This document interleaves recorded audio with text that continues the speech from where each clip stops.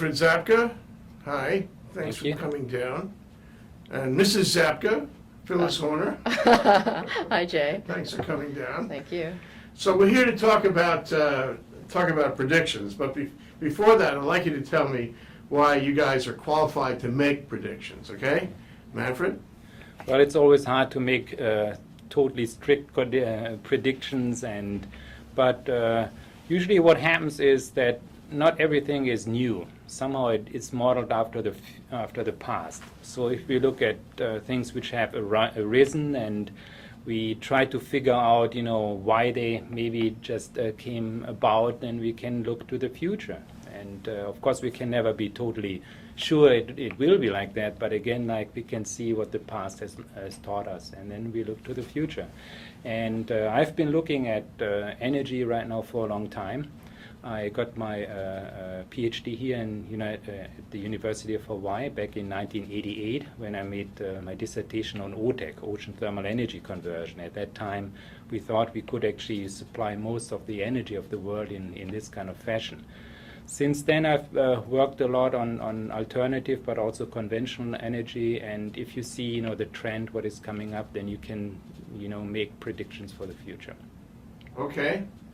I'll accept your predictions then. Phyllis, how about you? Well, I come from an entirely, I guess, the other side of things, which is people, and I've been working in change management for over 20 years here in Hawaii. And I guess from my standpoint, I can predict if we choose to do something on our own and make habit changes that affect energy, then one set of things will happen. And if we wait until life catches up with us, then other things will happen. And I can kind of do my best at guessing at that. Okay, fair enough. So let's launch into it. We want to talk today about energy, what's going to happen. What kind of horizon would you like to use? 5 years, 10 years, 15 years? What are we talking? What are you comfortable with in terms of making this kind of futuristic statement? Well, actually, there's maybe a good idea. There's some amazing initiatives going on here in Hawaii. For instance, one is the Clean Energy Initiative, which has the horizon of 2030. So that's 20 years. It's actually long because I think there will be some, very significant changes maybe in 10 years coming up. But I think 2030 is actually a good idea. Okay, well, let's first take the 10 years because I know that's harder. Mm-hmm. Can you give us your view of what's going to happen in energy in Hawaii in the next 10 years first? Okay, first of all, we have to understand, we said we have to look, where we were in the past and where we are today and where we will be in the future. Because in energy, there's one rule: nothing happens overnight. There's usually a very long time. We, for instance, needed a couple of decades to really make a transition from coal to oil. Why is that, Manfred? Why does it take a long time? Well, first of all, we have to think about the scope of the infrastructure we have to put in. It's not only saying, all right, we want to take off oil today and then everything just happens. The idea about how much money has been invested into the infrastructure is staggering right now. These are many, many trillions of dollars worldwide. And also, everybody, for instance, has a car which might have 15 to 17 years of a lifetime. So it's actually, it takes time to change. And I guess Phyllis would add to that you have social structures that have to change too. Absolutely. Tell me how the social side of things makes it necessary to move slowly in the energy area. Well, actually, I think that what Manfred's talking about is the macro level in our society here in Hawaii. And if you look at the micro level, which is the individual, the family, the extended family, the ohana, you can make smaller changes faster. So you can start to do the things people are doing with CFLs and with, hanging their laundry out on lines, buying energy efficient appliances, driving smarter cars. You can do those things while these longer term structural things are happening, and that gives us power as a community to start to make things happen. So yes, in addition to that, though, the social structures do have to change, and mainly habits. Habits are the hardest thing on the personal and ohana side. And I think that since the Second World War, after that, and I haven't been around quite that long, but since then, the military led the way to bring us a lot of the conveniences that we have now.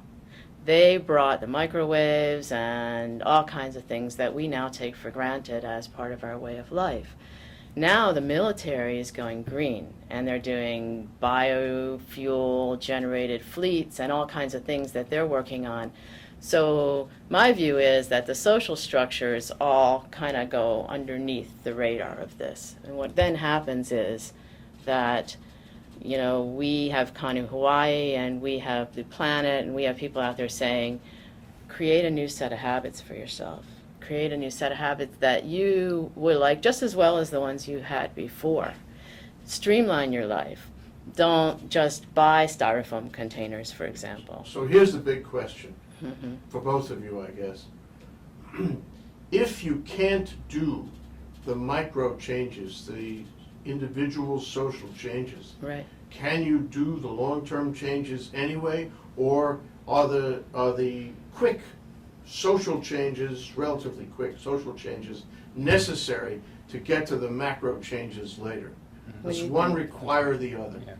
Well, I think there's actually, you know, I'm the more technology. She knows everything Yeah, about you guys human complement being. each All other right. very well, I have to say. If you look at, you know, the energy, there are two aspects. One is how we are using energy. The other one, you know, the kind of energy which, you know, is provided to us. Mm-hmm. For instance, right now, some people say, well, we don't know, we don't need power plants, or we don't know whatever, because my electricity comes out the plug. Meaning, actually, you know, we don't know how it is created, the energy, so the electricity and so on. So that is actually the supply factor. On the other side is the demand factor, and that is actually how good are we being really to use that very precious energy very responsibly. Are we, for instance, going, you know, to, like what Phyllis said, are we taking the effort of researching and really using the energy responsibly? So these are the two things. First of all, it's more like on a big companies and structures, organization, utilities, they have to provide us with the energy. And they actually are looking into different ways of creating energy. On the other side, we have to, as a consumer, we have to learn how to use it much more responsibly. I agree with that. I actually see it like a hike up Mariners Ridge, you know. I had a friend that took me up Mariners Ridge. I wasn't in very good shape, and it was a dry day. And he kept saying, oh, you're almost there. 5 more minutes, you know, and like I'm like starting to sweat, and then I'm like, I don't start to believe him, you know, it's 5 more minutes, you know. So I think, you know, you can make the social changes a little bit at a time, but hey, if it's a rainy day on Mariners Ridge, it's a rainy day on Mariners Ridge, you know, even the best person can't get up there. So you need both. And I think as what we're trying to do is in Hawaii, we have a chance to really make a difference. More than in other places, we can make a difference. And the reason that we can is because we're so isolated, and we have the local values, and we love the land, we love the Aina, and we wouldn't be here. So what happens then is, you know, we have more potential to make the social changes than other places. The macro stuff that Manfred's talking about, that's either going to come or it's not going to come. One day microwaves showed up in the stores. We went, oh, you know, is it going to cook my hand, you know, when I look at it? Well, but now, you know, it's okay. So that stuff, I think, that has to be continuing. The social piece is, I think, the more, you know, turbocharging what we're trying to do, like in a regular car. If you have a turbocharger, it just goes zoom, right? I think the social changes can do that. Okay, so Manfred, let's get down to some metrics. Right. What do you think is going to happen in 10 years? Where we are now to 10 years from now, how is it going to change? Where are we going to be? Actually, if we ask me this on the main, it would be different from here, because Hawaii is a very unique place, because 90% of all the energy we're using in the islands come from imported oil. This is actually due to the fact that, and if you compare how much, you know, we are using as, you know, as people from Hawaii compared to other places, it's the following. It's a metric of how many barrels per person per year we are using. In Europe, which they are a little bit more energy conscientious, they need about 10 barrels per person per year. In the United States, we need 25, so it's about 2.5 much higher. Here in Hawaii, we are using about 45. So this is a very high per capita consumption. When we always speak that, for instance, other countries have to learn, don't have to consume so much, like China and India. China right now has a per capita consumption of 2.5 barrels per person per year, and India 1. There's a lot of people. There's a lot of people. Let's say they actually try to bring up their standard of energy use only by, double that. You will be really in big problems. But there still would be like 4 or 5 barrels per person per year. So we have an incredibly, energy-rich life. And that actually will be, we have to change that. Well, what is it going to be like if we start at 45? Boy, that is high, isn't it? That sounds like the highest in the world, no? Well, Singapore is also very high, yeah, but they have a lot of industry. We don't have industry. We actually have tourism here, but we don't have heavy industry, yes. Yeah. Mhm. So what do you think will happen to that number within 10 years? Yeah. Well, first of all, when we said, and again, like Hawaii's energy past, present, and future right now, is about oil. And we see actually, so on the global scenario, in the global situation, how will be the future of oil? Right now, for the last couple of years, has been very volatile. And the reason for that is that actually the area of cheap and abundant oil is over. This means we cannot produce it anymore as easily and as cheap as it used to be. They come in increasingly, our oil is coming from regions which are unstable and unreliable and have a lot of tension. On the other side also, very much of the old fields, which are old, sometimes 50, 60 years old, are getting like a person. They're getting old. They cannot produce so much. So what we probably right now are seeing is really the advent of a time of a shift in terms of oil availability, coming from abundancy, and then actually what will probably most likely happen within 5 or 10 years is what we call the peak of oil production, meaning either it's a sharp peak or it's a longer plateau, meaning that the production, although we would try very, very hard, we cannot increase it anymore. That doesn't necessarily have to be a problem. The only problem is that if the demand actually goes up and the supply, goes down, or so there is some kind of a gap. And the gap actually will then decide, for instance, how expensive it is. If there is a gap between demand and supply, the prices will be high. Yeah, so how high? Well, this is actually, you really don't know. We saw it was about $150, 2 years ago in the summer of 2008. Higher than that?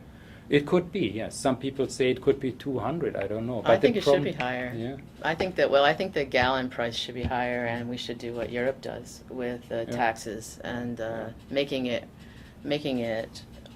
Europe wants it to be high.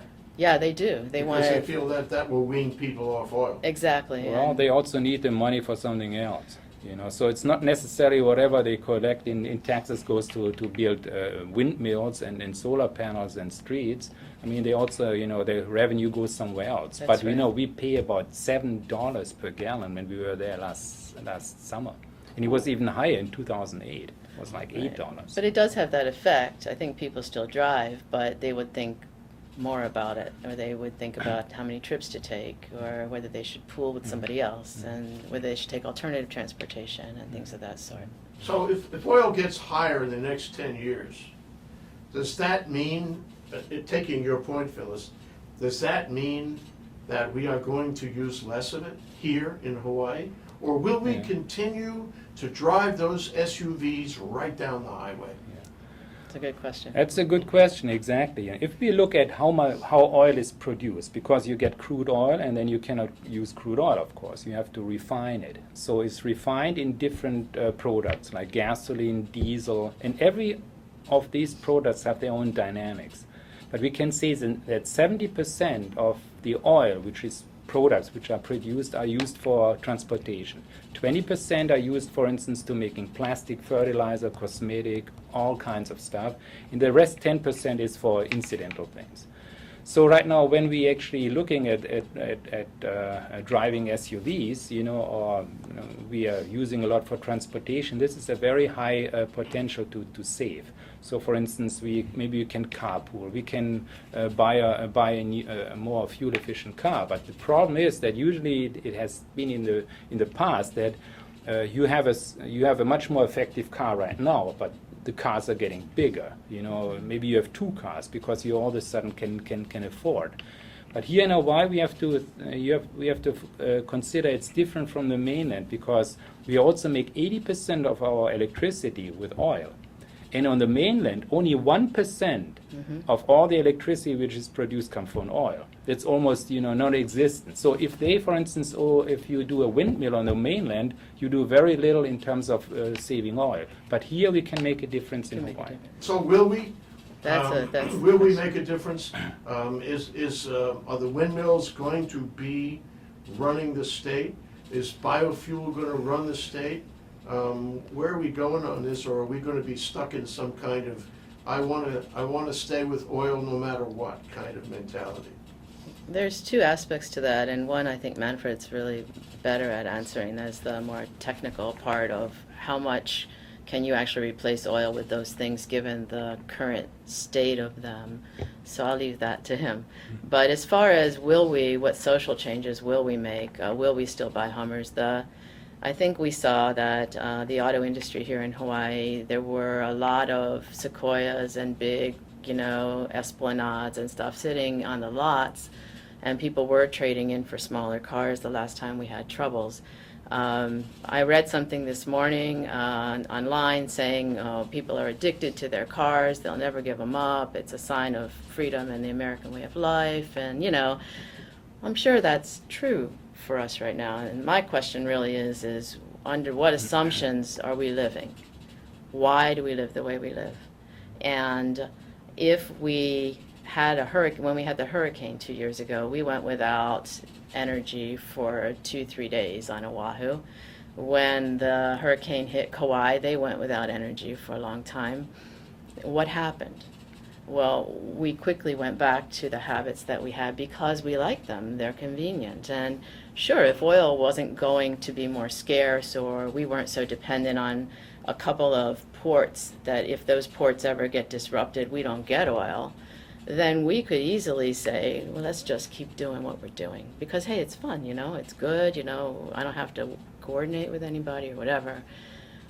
But so what's your prediction, Phyllis? My prediction is that if we there's two ways people change. One is crisis happens, and so we don't do anything until we're forced to. At that time, we'll still be a good community. We'll be a community that's largely cooperative, but we'll be messed up. We'll have a lot of shortages, perhaps. I don't think we necessarily need to get there. If we choose into the change now, collectively, a little bit at a time, then I predict we can make a big difference and we can be largely have another alternative way to live that isn't painful. That we say, hey, this is just as good as what we had before. Okay, but will we? From all that you know, will we choose into the change? I think about 30% of us will choose into the change. Is that enough? It's enough to hit a tipping point, yes. Okay. I'm an optimist. I think a tipping point is the key. You usually with change, you get the ends, you get the people that'll never do anything, and you get the 10% that love change, and you're probably one of them, yeah? And then you have all these people in the middle, and if you can get another 20% of those, then you're in pretty good shape. And I think we can do it. Okay. Manfred, what about your 2030? 2030. Give me a prediction for 2030. What is Hawaii going to look like? Draw me a word picture on what Hawaii is going to look like in 2030, energy-wise. Energy-wise, we have to look right now, again, I said oil. About 1/3 of the oil is used here for electricity. 1/3 roughly is used to bring airplanes to the islands. And 1/3 is for transportation. So where can we change? I mean, we still have to have people coming to the islands. And so this is actually the hardest energy carrier to change, because jet fuel is everywhere. We right now, especially military, but also some other organizations they're trying very hard to make viable substitutes for oil in terms of biofuel, and it's not ethanol. I think we should step away from ethanol. And so this is one thing it's very hard to change. The other one is how, if we make electricity, I think we have to try very, very hard to really replace oil for that. The problem is only like oil is not there because we love oil so much. Oil gives us a reliable base load, meaning actually whenever we are opting to turn on the lights, it is there because we have electricity available all the time. Well, will we have that from renewables by 2030?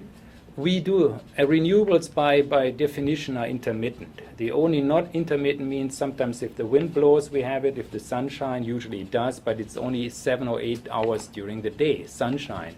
The only base load, for instance, very good is geothermal. I think we should really invest more. We see also right now how good the Big Island does. And another one, it would be OTEC. OTEC is a base load, meaning you have it 24 hours per day, although it's solar energy. Even though the sun doesn't shine at night, it's still the ocean is warm. Problem is with OTEC right now, at least, it's expensive. So we really have to learn how to cut down on electricity use and use it in a very responsible way. The third one will be transportation here. I think specifically in Hawaii, electric cars would be really good. I was very hesitant about it, but I think it will be making a big difference. So these are the three areas where we have to change, and it will be hard, for instance, to substitute energy carrier for aviation, but I think we can make the mark of saving 70% of the energy and make it either by not using it, by conservation, or by renewable energy. I think we can do it. Okay. And what about people? Will people actually get it on this by 2030? Will the 70% of the people follow the 30% that you talked about earlier, Phyllis? Are we going to have 100% buy-in by then, or will they be people who are iconoclastic, who don't want to do it? Well, I think that by 2030 we'll probably have 100%, but they may not want to do it, but they'll be conforming to whatever's available. And as long as the dominant shift of what is available has completed by then they're going to be using what's available. I mean, that people are practical in that way. And I know from working with people a long time, there's always stuff underneath they don't always have to show. They may not agree with it, but they'll go along if most of the people do. That's the norm of the society.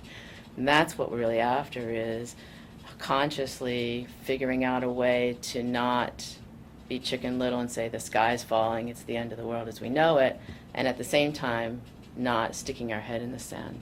So will you get there through an organized means? I kind of doubt it. I don't think there's any one way to do it where you have a program of public education that leads to that. I like to think of it more like a throw net, when you're fishing and you throw the net and then you grab whatever comes in. And it's my kind of term for, and I think other people use it this way, have a whole bunch of ways to grab people and pull them into it, And but I think by 2030, I hope we're still around to see it, that I do believe that we will have fundamentally shifted here in Hawaii. And one of the good things about Hawaii is people who don't get it, they just go. They go somewhere else. I mean, we have, you have the 2-year mark when you move here. Yeah. And if people get here and it's too, consensus or whatever for them, then they're gone. And I think the same thing will play out here. Yeah, yeah. But I personally also think we'll have less tourists in 2030. I sense between both of you, Manfred and Phyllis, that there are things that are unspoken perhaps that you feel have to happen in order to get there. And I want to take the next couple of minutes and explore with you what are the fulcrum points here. Mm-hmm. Is it leadership? Is it the governor? Is it pain for the lack of oil? Is it pricing for the expense of oil? What are the things that are going to push us down the road and get us to these goals? Predict for me. Should I start? I think she can speak more about it. I can maybe speak though about the big picture. Well, don't tell me what should happen. Tell me What will happen? What has to happen? What has to happen is the following. We have to face reality. We have to face reality, and the reality is that oil, and again, it's not, energy is not always oil, but oil is the most important, the most convenient, the most important form of energy for our mobile world. And the availability is going down. So we have to face it and make intelligent solutions, even some strategies which might not be around. Do we have to impose like limitations, quotas that people have to get? Will it be that bad? We can be sure in 2030 the production will not be as high as today. That's pretty much everybody agrees on that. While everybody wants to have more, like more mobility, we really have to work on conserving. We have to change how we live in cities, mass transit, and more convenient. Maybe you'll be walking more. So this actually has to happen. And this one cannot happen on the individual person. This actually is leadership where we put in a policy where we have to make sure, hey, it's not my fault as a politician that, the oil is running out or is getting more scarce, but, I'm here to lead us making good decisions. So that actually absolutely has to be there, yes. Tell us, what would you add to that? I'm going to give you the last word. You probably have the last word anyway. You're such a smart man. I think at the government level, Manfred's exactly right. I think that we're kind of on a path and we're more serious than we were here in Hawaii. I think also the federal government to add stimulus to the things they want to see change. So that number one. Number two, I think at the organizational level, at the business level, do energy audits, not only for lowering your energy cost, which is good for you, but also for adding any sort of sustainability into your business. And that means conserving and pooling with other businesses to buy products and things of that sort, things that a little bit at a time. And at the individual level, I think the biggest thing is not to be so afraid to learn about this stuff. I think that I'm a newbie to it. I think probably 4 years ago I started learning about this, and I didn't think I was missing anything. I was just going along with my own life, like most people do. And what I found is that the world is so ambiguous and so scary right now that many professional colleagues don't even read the news anymore, except once in a while. They can't even bear to see it every day, And I think maybe energy is one of those things that we're avoiding because people all disagree about how big the problem is. There's no clear answer. So I would say that's the single biggest thing, is educate. And we're working on something called an energy change and challenge wheel. The first step is read the energy signs. If we all collectively start learning about it, then I think we are an educated society and we have a chance. Without the education, we're just going to let stuff happen. And, oh, is that right? Okay, now I can't drive my car anymore. I have to drive every other day, et cetera, like that. So learning, being knowledgeable consumer of energy, that's the most important thing. Okay. All right, we don't have to wait 10 years to have this conversation again, or until 2030. Yeah. We'll check the milestones as we go forward, you guys. You have Okay. to come back and we'll have this conversation again. Thank you, Jay. Okay. Thank you so much, Jay. Thanks. Appreciate Bye-bye. that. Bye.